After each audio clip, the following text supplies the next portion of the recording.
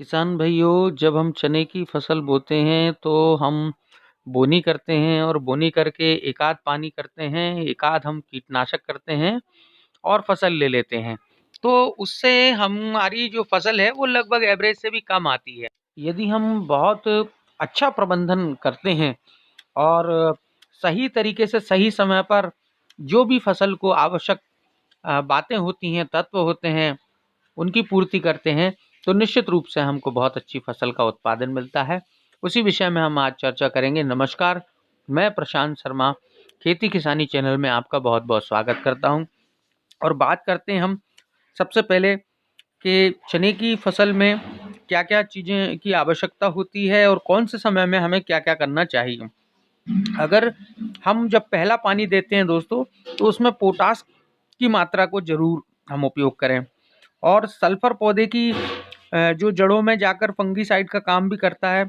तो अगर हम बात करें एनपीके की, तो एनपीके बहुत ज़्यादा ज़रूरी चने की फसल के लिए होता है।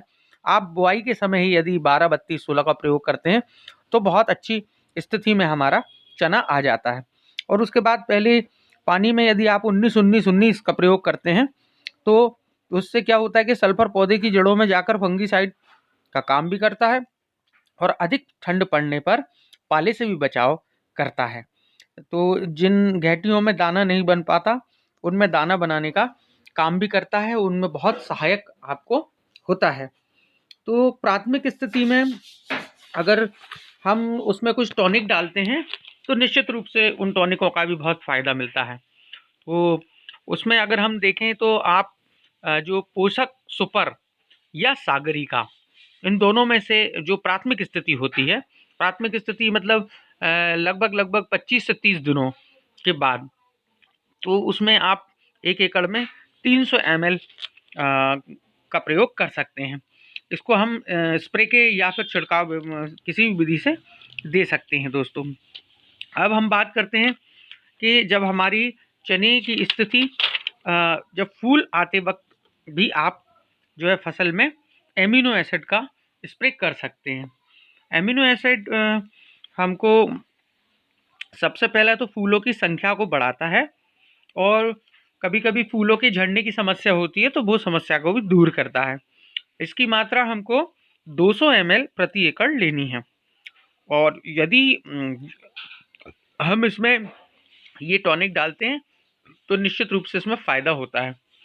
अब फूल से जब फल मतलब जब घेंटी बनती है, तो घेंटी बनना शुरू ही होती है, तब गोदरेज डबल का अगर हम इसमें स्प्रे करें, तो जिससे बहुत उपयोगी जो हार्मोन्स रहते हैं वो हमारी चने की फसल को मिलते हैं, जिससे बहुत अच्छी संख्या में घेंटियों का बनना शुरू हो जाता है।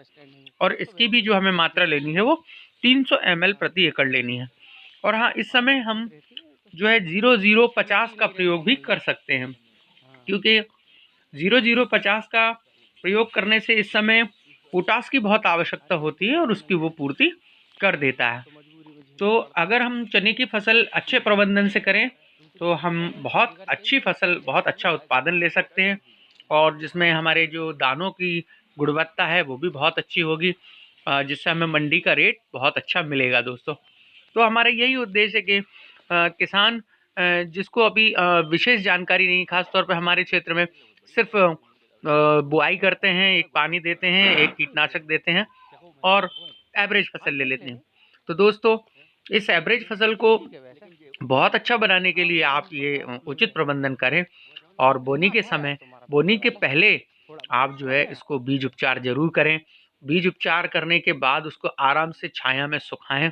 छाया में सुखाने के बाद ही आप बुआई करें। अब बात करते हैं बुआई के बाद आप इसमें लगभग 1 महीने के अंतर से आप इसमें एक पानी लगाएँ और पानी लगाने के बाद जैसा कि मैंने आपको बताया कि कौन-सा टॉनिक कब देना है, कौन और फास्फोरस की क्या आवश्यकता है, पोटाश की क्या आवश्यकता है, इसमें नाइट्रोजन की कितनी आवश्यकता कब है। बस इसी प्रकार हम इसका प्रबंधन करें तो हम बहुत अच्छी उत्पादन ले सकते हैं। हमारा जो एवरेज प्रति बीघा या एकड़ है वो बहुत अच्छा आ सकता है। तो किसान साथियों, बहुत-बहुत धन्यवाद। यदि आपको ये मेरी बातें अच्छी लगती है तो प्लीज़ मेरे चैनल को सब्सक्राइब करें, लाइक करें, कमेंट करें। बहुत-बहुत धन्यवाद। जय हिंद।